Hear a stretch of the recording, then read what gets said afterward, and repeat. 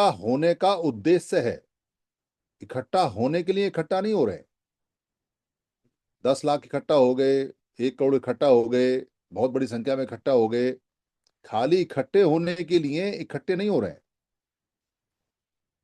इकट्ठे होने के उद्देश्य के लिए इकट्ठे हो रहे हैं। उसके पीछे जो उद्देश्य है उसके लिए इकट्ठे हो रहे हैं। इकट्ठे हुए, भाषण दिए, चेहरा चमकाया या ना चमकाया, लोगों से मिले या ना मिले, किसी से जान पहचान हुई या ना हुई, खाना मिला या ना मिला, मनोरंजन हुआ या ना हुआ, इससे फर्क नहीं पड़ने वाला। फर्क इससे पड़ने वाला है कि इकट्ठे होने का उद्देश्य इकट्ठे होने से पूरा हुआ या नहीं। अगर इकट्ठे हुए, बसों में भर के आए, कारों में भर के आए, पैसा खर्च किया और जैसे आए वैसे चले गए, उद्देश्य पूरा नहीं हुआ, तो मेहनत, ऊर्जा, पैसा काम नहीं आया। सीधे शब्दों में कहूं तो बेकार हो गया। इसलिए हम जो टॉपिक रखते हैं यहां, जैसे आज का टॉपिक मैंने डिजाइन किया, सिमर सर को बोला कि आज का टॉपिक ये रखना है और मैं इस पे बात रखूंगा। तो टॉपिक किसी को उकसा सकता है, टॉपिक किसी को आंदोलित कर सकता है, टॉपिक किसी की भावनाओं को हर्ट कर सकता है, टॉपिक किसी को अच्छा लग सकता है। टॉपिक रखने का, टाइटल रखने का उद्देश्य है कि आपके लिए कुछ ऐसा मिले जो आपके दिमाग में तीर की तरह घुसे और आप उसको सुनने, जानने, चर्चा करने के लिए उत्सुक हों, कुछ इंटरेस्ट आपका आए ताकि कुछ बात आगे बढ़े। खाना अगर नीरस होगा, आपका खाने में मन नहीं लगेगा तो शरीर ग्रहण भी नहीं करेगा। इसलिए उसमें कुछ डाला जाता है ताकि नमक है या चीनी है या इमली है या खट्टा मीठा कुछ, ताकि वो अच्छा लगे और शरीर को लाभ प्राप्त करे। टॉपिक के टाइटल से इंपॉर्टेंट है कि टॉपिक के टाइटल हम जिनके लिए बना रहे हैं वो लोग हैं या नहीं है। 169 यहाँ, 171 यहाँ अभी तक समन संगी है। हमारी संख्या बहुत पहले 350 400 नॉर्मल हुआ करती थी। वो जो 350 400 की जो संख्या है नॉर्मल, उससे ज्यादा हमें वापस लेके आनी है। तो थोड़ा सा खट्टा, थोड़ा सा मीठा, थोड़ा सा तीखा, थोड़ा सा कुछ, थोड़ा सा टॉपिक, थोड़ी सी बात, थोड़ी चीज, ये आपको इसमें लगानी पड़ेगी, वरना आपके छोले भटूरे चलेंगे नहीं। किसी को बुरा लगे कि तीखा क्यों लगा दिया, तो थोड़ा पेशेंस रखे, सुने ध्यान से। टॉपिक दिया है तो टॉपिक को सुने, और टॉपिक को सुनने के बाद में मंथन करे, फिर अपनी चर्चा करे। तो टॉपिक सुनने से पहले जजमेंट दे दे और चला जाए तो बात जमेगी नहीं। हम जो यहाँ टॉपिक दे रहे हैं कि समन्वय दीक्षा भूमि किसकी है, समणों की है या बौद्धों की है। हमारे जितने भी लोग हैं, अभी यहाँ 170 की संख्या 171 की है। अगर कुछ लोग बौद्धों को बुला सकें या कुछ लोग ऐसे लोगों को बुला सकें जिनको सुनना चाहिए तो उनको बुलाना चाहिए, नहीं तो वीडियो तो जाएगा ही। हम दोबारा भी टॉपिक में बात करेंगे, तिवारा भी करेंगे, चौबारा भी करेंगे, कोई दिक्कत नहीं, हमारा काम ये है। तो यहाँ जितने भी लोग हैं वो जब बात करते हैं, चीत करते हैं, तो उनको कुछ चीजों की जानकारी बारीकी से पता होनी चाहिए, और नहीं है तो लेनी चाहिए, पूछनी चाहिए। अगर पूछेंगे नहीं, पुरानी जानकारी के आधार पे बात करेंगे, इमोशनल हो जाएंगे, भाव में बह जाएंगे।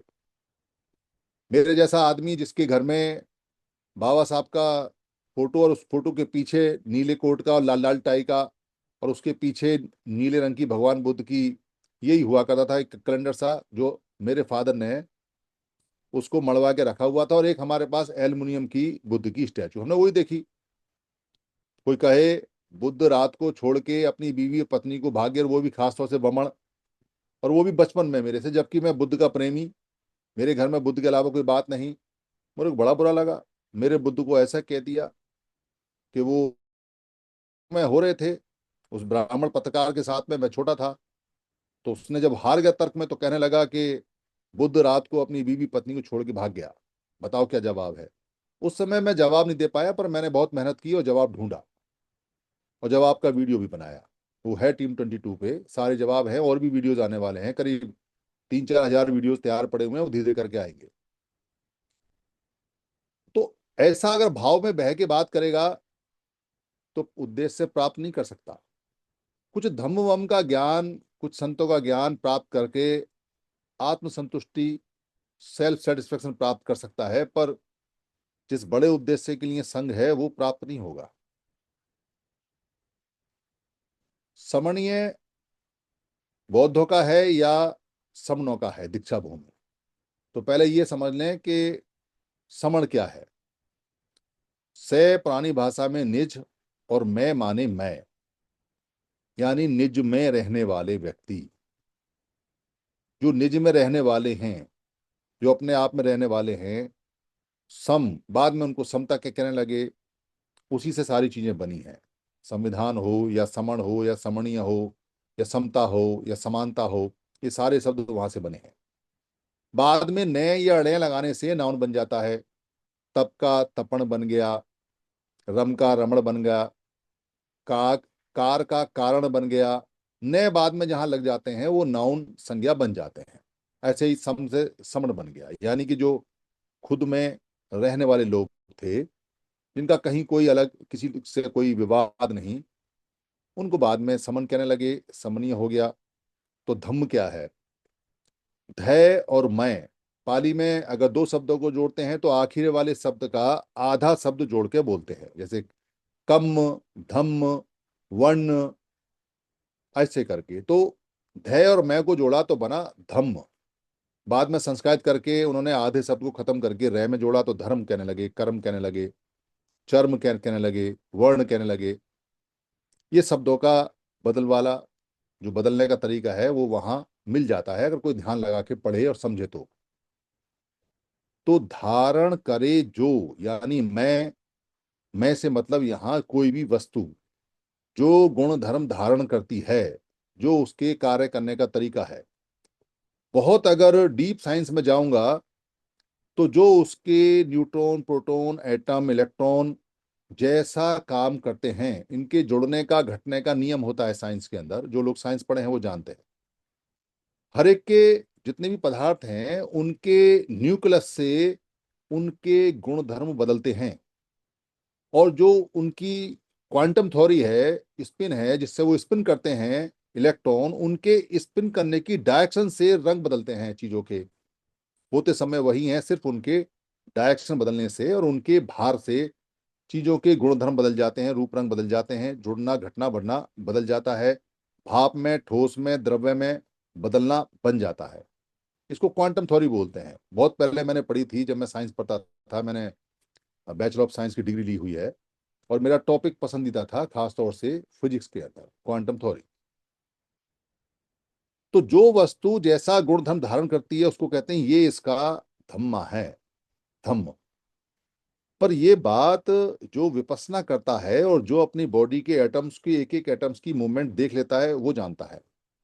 साइंस में साइंटिस्टों ने तो बहुत बाद में खोज की है, पर बुद्ध जैसे व्यक्ति ने तो बहुत पहले बता दिया कि ये क्वांटम थ्योरी कैसे काम करती है, साइंस कैसे काम करती है, एटम, न्यूट्रॉन, प्रोटॉन, इलेक्ट्रॉन कैसे काम करते हैं, सब बताया।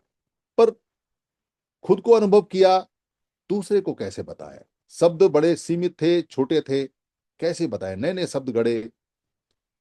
तो धम्म पुराना शब्द है, जो धारण करता है वो धम्म हो गया। तो समण धम्म का मतलब है निज में रहने वाले लोग, जिनको हम समण बोलते हैं, उनके गुण धर्म, तो समन धम्म हो गया। और बौद्ध धम्म क्या है? क्योंकि हम कहते हैं कि बौद्धों की है, तो बौद्ध क्या है? जिस व्यक्ति को बोध हो जाता है, बोध यानी कि जो धम्म को, नियम को धारण करने की जानकारी प्राप्त कर लेता है, कहते हैं इसको बोध हो गया। अभी तो कहते हैं साधारण भाषा में इसको ज्ञान हो गया, तो बोधि हो जाता है, उसको बोध बोलते हैं। और दो मात्राओं को शब्द हमारे पास नहीं था, बाद में संस्कृत करके इसको दो मात्राओं के शब्द में बोध को बौद्ध किया गया। पर पाली के पुराने साहित्य में, पुरानी किताब में कहीं भी बौद्ध शब्द नहीं मिलता। कोई कहे जी 28 बौद्ध होंगे, नहीं है, बौद्ध शब्द ही नहीं है तो 28 बौद्ध कहां से होंगे। इसलिए बौद्ध शब्द नया शब्द है, संस्कृत शब्द है। तो बौद्धों का जो दीक्षा भूमि है बौद्धों की है या समनों की है, इसको समझने से पहले ये समझ लें कि जो समणीय धर्म है वो बौद्ध धर्म की ब्रांच है, या जो बौद्ध धर्म है वो समणीय धर्म की ब्रांच है। तो चीजें क्लियर हो जाती हैं। पर जिसका मत होता है, जिसका धर्म होता है, जिसका मजहब होता है, जिसका रिलीजन होता है, उसको पैदा होने के बाद से ही वो घुट्टी के साथ दिया जाता है। उसको हाथ जुड़वाए जाते हैं, छोटा बच्चा होता है उसको झुकाया जाता है, उसको जो रिचुअल्स होते हैं, टीका माला गंडा ताबी जो भी है वो सब दिया जाता है। वो बच्चा सोचता नहीं, माँ बाप पे यकीन है, माँ बाप दूध पिला रहे हैं, माँ बाप ने पैदा किया, माँ बाप दुख सुख में साथी हैं, अपनी जान पे खेल के बच्चे की जान बचाते हैं। उन पे कैसा संदेह, उन पे कैसा अविश्वास, उन पे कैसा ये कहे कि भाई इनकी बात ना माने। तो आंख बंद करके बच्चा मानता है। माँ बाप तो सबसे बड़े होते हैं, इसमें कोई शक नहीं है। तो वो पूछता ही नहीं कभी। और यही हालत माँ बाप के साथ हुई कि वो भी कभी नहीं पूछते। वो उस घुट्टी के साथ में जो रिचुअल्स को और जो तरीके को ग्रहण करता है, वो इतना अटूट बंधन हो जाता है कि अगर उस पर कोई हल्का सा चोट भी दे तो दिल पे लगती है। हमारे गॉड को ऐसा कह दिया, हम छोड़ेंगे नहीं। हमारे गॉड को वैसा कह दिया, ये आदमी मक्कार है। हमारे गॉड के बारे में ऐसा बोलता है, ये ठीक नहीं है। और हमारे गॉड के बारे में ऐसा कह दिया तो तेरा गॉड कमीना, तेरा गॉड घटिया, तेरा गॉड ये। अब लड़ाई हो रही है मनुष्य में, गॉड का आता पता नहीं कहाँ है गॉड। तो लड़ाई का कारण बन गया। तो एक दूसरे के यहाँ जाना भी नहीं, एक दूसरे के यहाँ आना भी नहीं। भाड़ में गई क्रांति और चूल्हे में गया उद्देश्य से। पहले बाद में देखेंगे, पहले देखें कि हमारे गॉड को, हमारी मान्यता को कम कैसे कर दिया। और तेरे यहाँ तो हम जाएंगे नहीं, चाहे दुनिया इधर से उधर हो जाए। और अब तेरे यहाँ कोई शादी नहीं, तेरे यहाँ कोई ब्याह नहीं, तेरे यहाँ कोई व्यापार नहीं, आना नहीं जाना नहीं, बस तेरी शक्ल देखें उधर मुंह कर लेंगे। और तू हमारे यहाँ मत आना, और हम तेरे किसी गॉड के किसी स्थल पर नहीं जाएंगे, और तू हमारे किसी मान्यता के स्थल पर नहीं आएगा, बात खत्म। और बच्चों को भी बताना शुरू कर दिया। इस पूरे जीवन में, क्योंकि जीवन तो बड़ा छोटा सा है पर समझ बड़ी देर से आती है, इस पूरे जीवन में बड़े सारे अनुभव हुए। एक साथ का काम करने वाला, क्योंकि हम तो बुद्ध के जानकार रहे, बुद्ध को मानने वाले रहे और बुद्ध को दिल में बिठाने वाले रहे। पर समझ में आती गई कि चीजें कहाँ चल रही हैं, कहाँ नहीं चल रही हैं। तो ज्ञान बढ़ता गया। और बुद्ध नहीं बढ़ाया, मतलब कोई बढ़ाने वाला बाहर से नहीं आया, हमने विपස්සना से सीखा, बुद्ध की थ्योरी से सीखा कि कुछ गलत इसके अंदर हो रहा है। हमारे लोग भी चीजों को वो नहीं समझ रहे जो है। तो एक बुद्ध को मानने वाला, क्योंकि हम समाज में बैठते उठते रहते हैं, इतनी सारी सभाओं में आना जाना रहा है, बचपन से आना जाना रहा है, इसी में रहते हैं, मोस्टली जीवन ही इसी में दिया है। तो कहने लगा कि ये रविदास ही जो लोग हैं ना, निकम्मे लोग हैं। अरे तो राम को मानते हैं, ये तो राम का नाम लेते हैं, ऐसा सड़ा सा मुंह बना के वो बोला। मैं उसको देख रहा ध्यान से, ये बुद्ध को मानने वाला है, डॉक्टर अम्बेडकर मानने वाला है, पर रविदासी है, अच्छा कास्ट का भी ये चमार है। और जो रविदासी लोग हैं वो भी कास्ट के चमार है। ये घृणा क्यों कर रहा है, ये नफरत क्यों कर रहा है।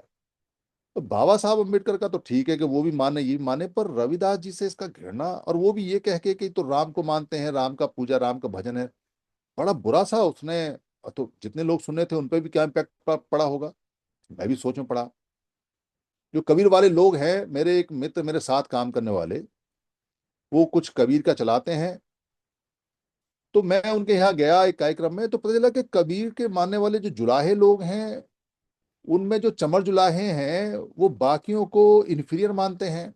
उनका आना जाना नहीं, बैठना नहीं, शादी नहीं, ब्याह नहीं। अरे ये क्या बात हुई, ये क्या चक्कर हुआ, कबीर साहब ने कब कहा। ये समझ में नहीं आ रही थी बात क्या है क्या नहीं है। फिर पंजाब के कुछ लोगों से बातचीत हुई, उनसे मिलना जुलना हुआ। फिर वो फेसबुक पे मैंने देखा, और 3-4 लोग बुद्ध को लेके ऐसी बड़ी बड़ी गालियां फेसबुक पे दे रहे और दबा के करने लगे, और बहस चल रही वहां। और मैं सकते में पड़ गया कि इनका क्या बुद्ध से लेन देना, ये क्या बुद्ध को जानते क्या नहीं जानते। और जो ये दूसरे लोग वाल्मीकि को बोल रहे हैं, वो क्या जानते हैं वाल्मीकि के बारे में, क्या नहीं, पर दोनों आपस में उलझे हुए और फेसबुक पे जानी दुश्मन बन गए, यानी दुश्मन।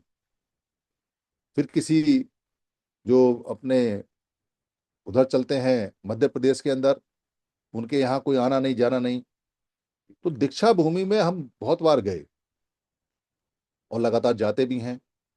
पुराना लगाव हमारा रहा बुद्ध से, डॉक्टर अम्बेडकर से, इसलिए जाते थे। पर अब वो लगाव ज्यादा बड़ा हो गया। अब हमको बुद्ध और अम्बेडकर अच्छे से समझ में आने लगे। मामला कुछ और है। ये जो लोग हैं जो ये कहते हैं कि यहाँ बौद्ध की दीक्षा हुई है और यहाँ 1956 में बौद्ध धर्म बाबा साहब ने दिया हुआ है, कुछ गड़बड़ है। और अगर ये गड़बड़ ऐसी चलती रही तो बौद्धों के तो बहुत सारे टुकड़े ऑलरेडी हैं। फिर ये लाइन बड़ी खिंच जाएगी, और जब ये लाइन खिंच जाएगी तो पूरी जिंदगी में उद्देश्य पूरा नहीं हो सकता। किसी को आत्मसंतुष्टि तो मिल सकती है, मेरे कबीर साहब, मेरे रविदास साहब, मेरे संत गाडगे, मेरे गुरु चांद ठाकुर, गुरु हरचंद ठाकुर को, मेरे बुद्ध, मेरे संत नामदेव, फलाना, ये सब हो सकता है। पर जिंदगी भर गुलामी नहीं पीछा छोड़ेगी। और पता नहीं चलेगा कि हम गुलाम क्यों बने, क्योंकि कोई आ नहीं रहा साथ बैठने के लिए, कोई जा नहीं रहा। कोई कॉमन प्लेस नहीं, कोई कॉमन जगह नहीं जहां पे आके एक साथ एक दूसरे को गले मिलके रहा जाए और बात की जाए। लेटेस्ट हमारा जो तीर्थ स्थल है वो दीक्षा भूमि है। पर दीक्षा भूमि में मैसेज जो जाता है दीक्षा भूमि से, या जो लोग उसकी मैनेजमेंट करते हैं या जो वहां जाते हैं, वो इस बात का ध्यान नहीं रखते कि सारे बुद्धिस्ट नहीं आ रहे हैं। क्योंकि हम तो सारे श्रमणों को बुद्धिस्ट मानते हैं और सारे बुद्धिस्टों को श्रमण मानते हैं, सारे कबीरदास वालों को श्रमण मानते हैं, सारे कबीरदास वालों को बुद्धिस्ट मानते हैं। और हम क्या माने? हमने किताबें पढ़ी हैं लोगों की जिसमें यह कहा गया है, अरे यही तो वाणी है जो रविदास जी ने कही है और यही बुद्ध साहब कह रहे हैं। अरे यही तो वाणी है जो कबीर साहब कह रहे हैं और यही बुद्ध साहब कह रहे हैं। यही तो वाणी है जो गुरु चांद चांद ठाकुर कह रहे हैं, और यही तो वाणी है। हमने कितने लोगों के मुंह से सुना, चाहे वो दुर्बलनाथ महाराज हों, चाहे जो बाबा रामदेव हों, या जितने भी संत रहे हैं, जितनी सभाओं में मैं गया, कोई वाणी अलग नहीं, कोई बात अलग नहीं, कोई शब्द अलग नहीं। दीक्षा भूमि का जो प्रचार है वो सारे संतों के साथ नहीं चल रहा है, क्योंकि जानकारी नहीं। जैसे उड़ीसा का, बंगाल का, मध्य प्रदेश का, हरियाणा का, दिल्ली का, पंजाब का, ये जो 28 स्टेट हैं और 7 ये यूनियन टेरिटरी हैं, कुल मिला के 35 हैं, इनका जो व्यक्ति है, जैसे बाहर जाके कहता है मैं भारतीय हूं, आई एम इंडियन, वैसे ही इन सारी मान्यताओं को मानने वाले लोगों के पास में एक शब्द नहीं है कि वो ये है। और उस शब्द की ये सारी ब्रांचें हैं, ये मिला नहीं अब तक।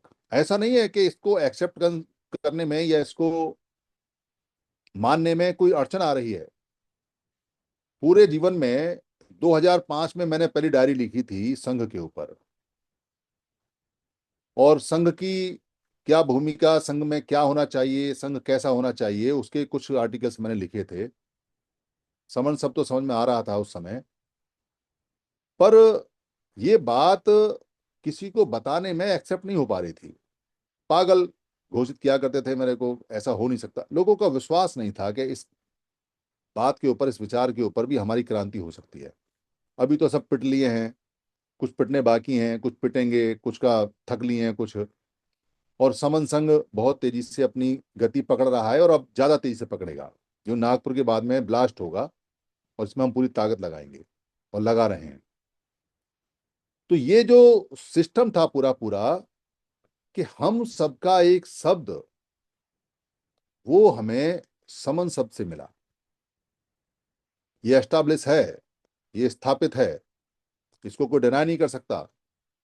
जैसे जैसे खोदते जाएंगे वैसे वैसे के सबूत मिलते जाएंगे कि जितने भी भारत में संतों के मत या काम हैं, वो उनका एक नाम है जो समनीय धर्म में आता है, जो समनीय शिक्षा में आता है, जो समन्वय संतों में आता है, जो समन्वय गुणों में आता है, जो समन्वय धम्म और समन्वय गुण धम्म के नाम से आता है, तो बौद्ध को किसी को बहुत बुरा लग सकता है। अरे हम तो बौद्ध के नाम से क्रांति करने वाले थे, ये कहाँ से ले आए समझ संग। नया नया मुल्ला प्याज ज्यादा खाता है, नया नया बुद्धिस्ट है, अभी तो पता चला है कि भाई बुद्धिस्ट हैं। बुरा लगता है। बचपन से हमने बुद्ध देखा, हमारे बाबा साहब कह के गए कि प्रबुद्ध भारत बनाना है। बौद्ध भारत नहीं बोल गए, प्रबुद्ध भारत बनाना है।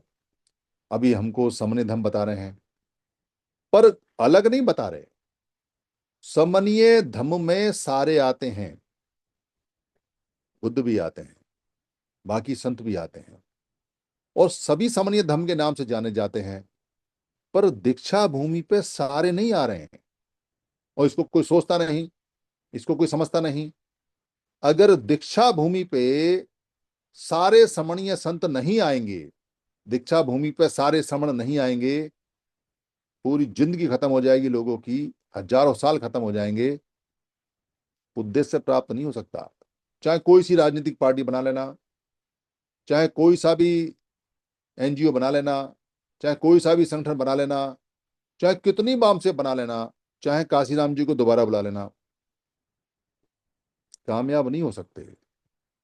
क्यों कामयाब नहीं हो सकते? क्योंकि एक कमरे के अंदर अगर चार लोग बैठेंगे और चारों ये कहेंगे मैं बाम सेव का हूं, मैं साहब काशीराम जी के मत का हूं, और फिर घर जाके कहेंगे कि मैं रविदास जी को मानता हूं, मैं वाल्मीकि को मानता हूं, मैं बुद्ध को मानता हूं, मैं कबीर साहब को मानता हूं, तो जब इनकी मान्यताओं के बंटवारे में कील ठोकेगा बाहर का आदमी, तो इनमें ऊंच नीच पैदा कर देगा।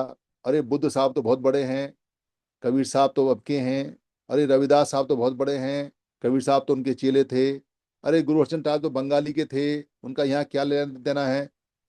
ये जो कील ठोकेगा वो, आप अपनी लकड़ी को दो फाड़ होने से, तीन फाड़ होने से बचा नहीं पाओगे, चाहे कितने बड़े वामसेफी हो आप राजनीतिक रूप से, सामाजिक रूप से कहते रहो कि हम तो वामसेफी हैं, हम तो बीएसपी वाले हैं, हम तो समाजवादी पार्टी वाले हैं, या हम तो फलाने संगठन वाले हैं, पर जो आपके मनों में कील ठोकेगा वो, उसका इलाज नहीं कर पाओगे। कोई कह सकता है ऐसे कैसे होगा, तो उसका उदाहरण लेटेस्ट है। अभी ये जो वाल्मीकि और चमार का जो झगड़ा चला हरियाणा के अंदर, और सुप्रीम कोर्ट ने एक छोटी सी कील ठोकी, छोटी सी कील, आरक्षण के नाम पे। दो टुकड़े हुए पड़े हैं अभी तक भी पंजाब में, हरियाणा के अंदर जुड़ नहीं पा रहे हैं, सालों से जुड़ने का नाम लिया, और ऊपर से फिर अलग अलग मत के लोग हैं। कितना छोटा सा काम है तोड़ना, और कितना मुश्किल काम है जोड़ना। तो इस काम को करेगा कौन? बाबा साहब अंबेडकर ने कब कहा कि दीक्षा भूमि पे सारे लोग नहीं आ सकते? बुद्ध ने कब कहा कि मैं कोई अलग मत बनाने के लिए बोल के जा रहा हूं? या किसी संत ने कब कहा कि ये सारे सारे श्रवणीय धम्म नहीं है, पर अकल का फेर है, समझ का फेर है? या हम ये कहें कि बड़े उद्देश्य से प्राप्ति करने की इच्छा ही नहीं है, और बड़े उद्देश्य की प्राप्त करने की अगर इच्छा ही नहीं है, तो फिर तो कोई क्या इलाज करे। पर समन संघ का तो उद्देश्य बहुत बड़ा है, और बड़ा उद्देश्य प्राप्त करने के लिए बढ़ रहे हैं। छोटी मोटी हरकतें बीच में आती जाती रहती हैं, उनका भी इलाज होता रहता है, कोई दिक्कत नहीं। कुछ का समय कर देगा, कुछ काम कर देंगे, कोई दिक्कत उसमें नहीं है।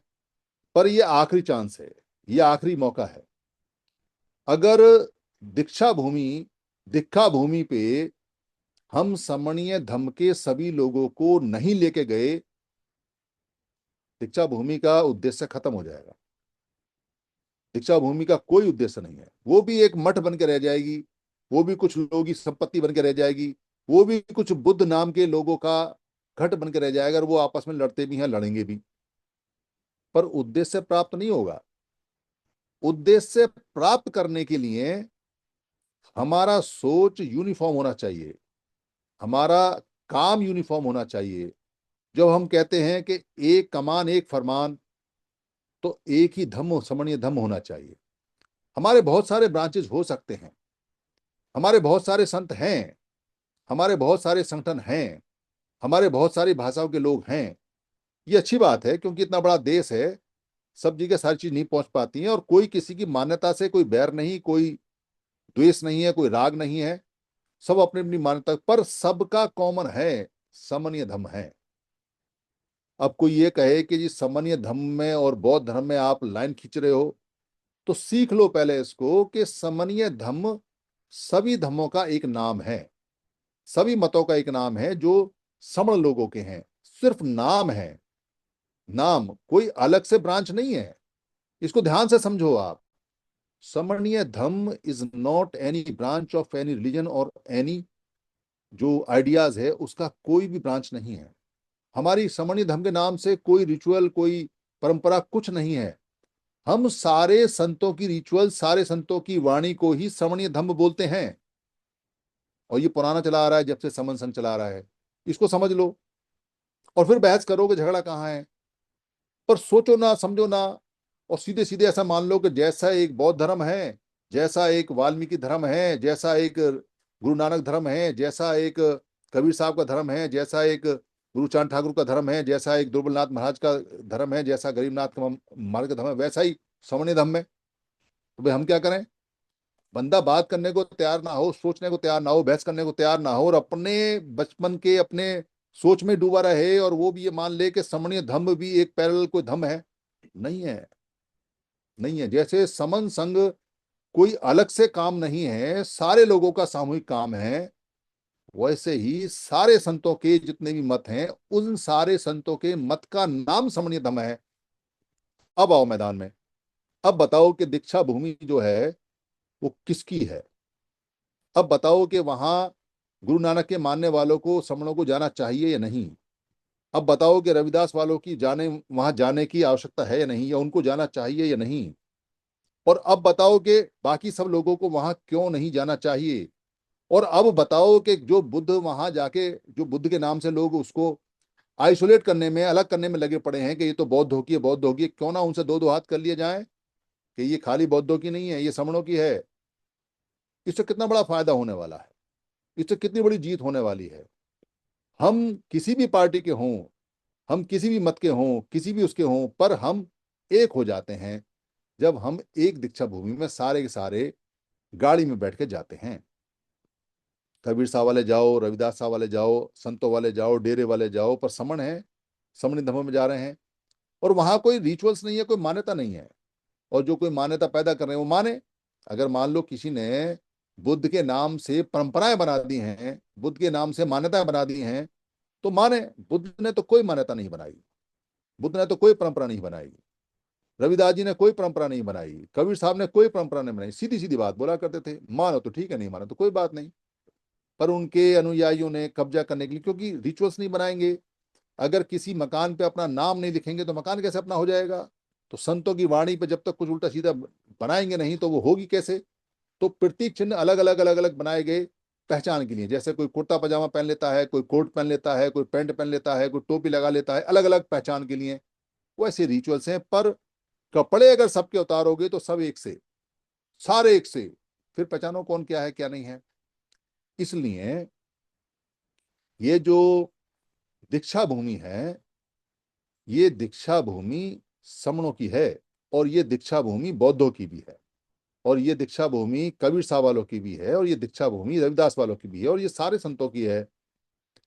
ऐसा सोच के, ऐसा जान के, तर्क के साथ और वितर्क के साथ खूब ठोक बजा के मैदान में उतरना है। और मैदान में उतरने के बाद इस संख्या को अगले 2 हफ्ते में डबल करना है, प्रण के साथ। हम बार बार दीक्षा भूमि जाएंगे क्योंकि वो समनों की भूमि है। हमारा ड्यूटी बनती है, हमारा कर्तव्य बनता है कि हम वहां जाके सांघिक रूप से इकट्ठे हों। इकट्ठा होना हमारा आगे के उद्देश्य के लिए होना बहुत जरूरी है। अगर हम इकट्ठे नहीं होंगे तो अगला उद्देश्य, अगला स्टेप नहीं प्राप्त कर सकते। उसके लिए हमें जी जान से काम करना है। पर संख्या बल अगर लेके नहीं जाओगे तो बार बार बार बार कोशिश करनी पड़ेगी। कैसे? जैसे कोई किले का दरवाजा तोड़ना हो पुराने समय में, तो एक बहुत बड़ा लक्कड़ लेके और उस पर रस्सियां बांध के और बहुत सारे लोग दौड़ के एक साथ उसको तोड़ा करते थे एक पॉइंट पे, तो वो इतना बड़ा दरवाजा टूट जाता था। अभी इतने सारे लोगों को एक साथ समर्थन सिखाना है तो बहुत सारे लोगों की आवश्यकता पड़ेगी। तो 1000 2000 से काम नहीं चलने वाला। अगर 1000 2000 से सोच रहे हो काम बनेगा तो नहीं बन पाएगा। फिर अगले साल जाओगे, फिर अगले साल जाओगे, अगले साल जाओगे, जाना तो हर बार है, पर पहले अक्लमंद स्टूडेंट उसको कहते हैं जो पहली बार में तैयारी करके जाए कि एग्जाम को क्रैक कर दे। बार बार बार क्या बैठना, फिर अगली क्लास में बैठेंगे, फिर अगली में बैठेंगे, फिर वहां क्रैक करेंगे। एक ही क्लास में पढ़े रहे क्या हम? इसलिए ये जो संख्या आपकी हुई है 1,000, इससे बात नहीं बनने वाली। अभी 2,000 करनी है, और अगले 15 दिन में सभी लोगों को इस पे ताकत के साथ लगना है। रुकने की समस्या नहीं है वहां। क्यों नहीं है रुकने की समस्या? जमीन पे सोने में कोई समस्या नहीं है, होटल्स मिल जाते हैं। और अगर बहुत ज्यादा दिक्कत पड़ेगी तो हमारे वहाँ जो लिंक्स हैं, जो वहाँ नागपुर में लोग हैं, हम उनको रिक्वेस्ट करेंगे अपने अपने घर में रुकवाओ, और वो रुकवाते हैं। बुद्ध विहार भी हैं, जमीन पर सो जाएंगे, एक रात के लिए सब इकट्ठे होकर सो जाएंगे, कोई समस्या नहीं है। नहीं सो पाएंगे तो सुबह को चलो फ्लाइट से, या सुबह को चलो ट्रेन से, या सुबह को चलो बस से, बस में सोते हुए आओ। 2 तारीख को वहां पे पूरा पूरा कार्यक्रम अरेंज करो, देखो, लोगों का उत्साह बढ़ाओ, अपना उत्साह बढ़ाओ, और शाम को बैठ कर सोते हुए वापस आ जाओ। जाना जरूर है। एक छोटा बच्चा 12 साल का, 14 साल का, एक छोटी लड़की 12 साल की, 14 साल की, 400-500 किलोमीटर से कावड़ पे 20 किलो पानी ढो के लेके आ रहे हैं। ये तो बहुत आसान काम है उसके मुकाबले। अगर जज्बा पैदा हो तो क्या नहीं कर सकता आदमी? क्या पैसा खर्च नहीं कर सकते हम? क्या अपने उद्देश्य प्राप्ति के लिए हम अपना समय नहीं लगा सकते?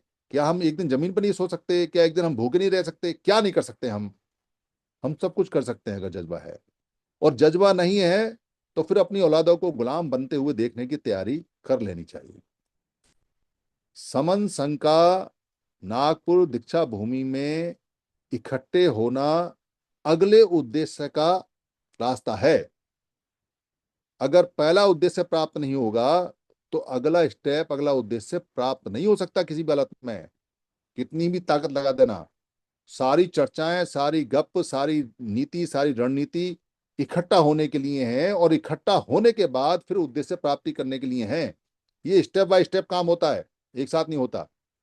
इसमें बहुत सारी चीजें आती हैं, इसमें कई सारी चीजें आती हैं कि कई बार लोगों को लगता है क्योंकि समझ में नहीं आता। जैसे आज का टॉपिक दिया, अभी मैंने बता दिया है तो आपको क्लियर हो गया होगा। अगर नहीं क्लियर हुआ हुआ तो हैंड रेज करना और खूब दबा के पूछना, कोई समस्या नहीं है। पर क्लियर हो गया है तो काम पे लग जाना है। ये जो मोमेंट है, इस मोमेंट को तोड़ना नहीं देना है। चाहे कितना ही पैसा खर्च हो जाए, चाहे कितना ही कष्ट उठाना पड़े, चाहे कुछ भी करना पड़े, ये हमारे जीवन का आखिरी मोमेंट है। चाहे कोई 20 साल का है, चाहे कोई 30 साल का है, चाहे कोई 50 साल का है। इसके बाद रास्ते बंद हैं। किसी को समझ में नहीं आती है तो हम डेली पोर्टल पर आते हैं, बता सकते हैं कि रास्ता कैसा बंद है। चाहे तो कहीं भी डिबेट कर ले, आगे रास्ते नहीं खुलेंगे अगर हम इकट्ठे होकर अगले लेवल तक नहीं पहुंचेंगे तो। इसलिए सभी लोग कस के तैयारी करें, और यहाँ डेली की डेली बातचीत होगी। 1 तारीख से हमारा दिल्ली का जो सेंटर है वो हाईली एक्टिव होने जा रहा है। हम पूरे देश में जितने भी लोग हैं, जितने भी संगठन वाले हैं, जितने भी हैं, उन सबको इनविटेशन लेटर भेजेंगे। उनसे फोन पे बात करेंगे, हमारी टीमें बन रही हैं। और इसके अलावा जो टी शर्ट वाला हमारा काम था, टी शर्ट का लगभग फाइनल हो गया है। टी शर्ट सेंटर से जिसको चाहिए, 3 टी शर्ट से कम किसी को नहीं मिलेंगी। एक टी शर्ट का भी पैसा उतना है, 2 टी शर्ट का पैसा भी उतना है, और 3 टी शर्ट का पैसा उतना है। क्यों है? क्योंकि टी शर्ट आपको वहां दान करनी है, उन लोगों को देनी है ताकि वहां लोग ज्यादा पहने। 2 तरह की टी शर्ट हैं, जो बिना कॉलर वाली है, वो छपी छपाई, 2 तरफ से छपी छपाई टी शर्ट है, उसका 500 रुपया 3 टी शर्ट का कॉस्ट है। और जो कॉलर वाली टी शर्ट है उसका 700 रुपये 3 टी शर्ट का है। टी शर्ट सस्ती हो सकती है, महंगी हो सकती है, इसकी चिंता मत करना, क्योंकि जो पैसा बचेगा वो सेंटर के डेवलपमेंट में जाता है। मशीनें हमने खरीद ली हैं, और मशीनें प्रिंट करना शुरू कर दिया है। होलसेल के ऑर्डर जा चुके हैं, वहां से टी शर्ट आ रही हैं। और बाकी भी फ्री हैं, जिसको भी टी शर्ट बनानी है वो बनाए, और अगर नहीं बनाए तो सेंटर से ले ले। 700 रुपये में कॉलर वाली 3 टी शर्ट का ऑर्डर जो पहले देगा उसको मिलेंगी। 500 रुपये में 3 टी शर्ट का ऑर्डर, किसी भी साइज की, जो लेना चाहे वो ऑर्डर दे। यहाँ विशेष आनंद है जो वहाँ सेंटर पर रहते हैं, अपनी सेवाएं देते हैं। इसमें जो वेद प्रकाश सर है बिजनौर वाले, उनके लड़के भी आ गए हैं सेंटर पे। अभिषेक राज सर भी सेंटर पर लगे हुए हैं। एक लड़का जो वहाँ हायर किया हुआ है हमारा जो रहता है किशन, वो भी है। मैं भी सेंटर पे हूँ, और सेंटर की टीमें अब 1 तारीख से एक्टिव हो जाएंगी। 30-40 लोग वहाँ रहेंगे और काम को पूरा करेंगे। पूरे देश में कॉन्टेक्ट चलेगा। संख्या हमको 5,000 बढ़ानी है, 5,000 टी शर्ट, कम से कम 5,000 दाना होनी चाहिए। खुल के दान देना है, खुल के टी शर्ट लेनी है। जबरदस्ती पहनाओ टी शर्ट, यही वहां पर हमारा सबसे बड़ा सहयोग रहेगा कि हमको अपनी संख्या बढ़ाने के लिए काम करना है। और भी बहुत सारी तैयारी हैं जो धीरे धीरे करके बताएंगे, इसमें लग जाएं और काम को बिल्कुल भी ढीला ना छोड़ें। अगर काम को ढीला छोड़ेंगे तो समय आपको इतना ढीला कर देगा कि फिर आप तन नहीं पाओगे। मेरी किसी बात से अगर किसी को कोई परेशानी हुई हो, हानि हुई हो, तो मैं संघ से माफी चाहता हूं। संघ मुझे माफ करे, संघ मुझे माफ करे, संघ मुझे माफ करे। संघं नमामि, संघं नमामि, संघं नमामि, संतों को वंदना।